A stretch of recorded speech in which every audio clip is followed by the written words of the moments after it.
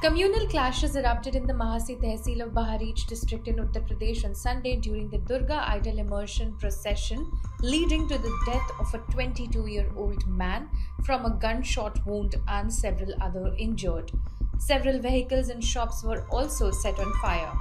According to police sources, the clashes began after members of the minority community allegedly asked the music to be turned off as the religious procession was passing through a Muslim neighborhood.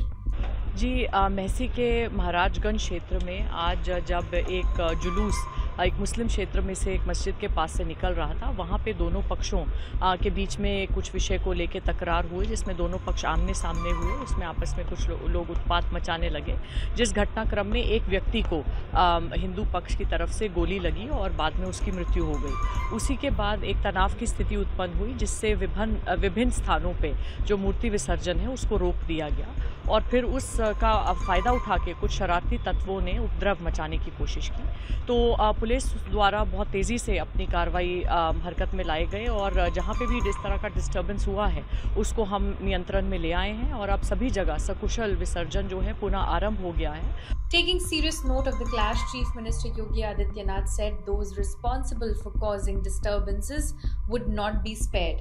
He also said strict action would be taken against the administrative and police officers whose negligence contributed to the incident. Following the death of the youth, an angry mob set fire to vehicles, shops and houses in the area. Senior police and administrative officials reached the spot and the body was sent for a post-mortem, an official said. A group gathered outside the district hospital refused to conduct the final rites of the youth, demanding action against the accused.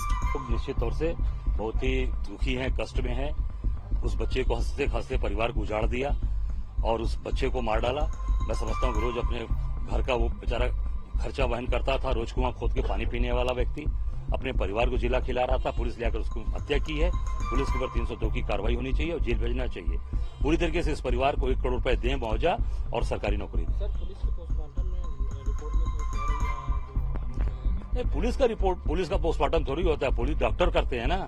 तो police बता रही है और ये लोग बता रहे हैं अभी तक कोई पुलिस का अधिकारी या कोई भी ऐसा व्यक्ति, शासन का भी कोई मंत्री भी अभी तक कोई नहीं आया, कोई मंत्री तक नहीं आया। आप सोच सकते हैं ये रक्षा मंत्री जी का क्षेत्र है, भारत सरकार के रक्षा मंत्री हैं और अभी तक सरकार का कोई नुमाइंदा इनके दरवाजे नहीं आया और कोई नहीं मिलने आया। और ये कहते हैं गरीबों के रक्षक हैं और हम गरीबों के साथ खड़े रहते हैं। और अनुसूचित जात के लोग, जो बेचारा गरीब आदमी, सोचिए आप, और पूरी सरकार का कोई, इससे साबित होता है कि सरकार पूरी तरीके से मिली हुई है।